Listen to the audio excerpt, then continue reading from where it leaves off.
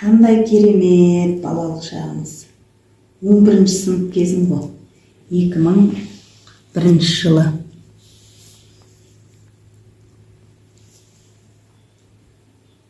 Саналы мамандық бар. Әр мамандық есе еткен еңбегімен, ашқан жаңалығымен, қоғамға тигізер пайдасымен құнды. Өскелең ұрпақтың өрескел қылық жасамауына дағдыландырып, өрелі әрекеттерге бейімдейтін ұстаздың қоғамға тигізер пайдасы аз емес. Ғылым иесі ғалымда, ел мақтаған батырдар, тілінен бал тамған ақындар, ұстаздар бар. Жақсы, өте жақсы.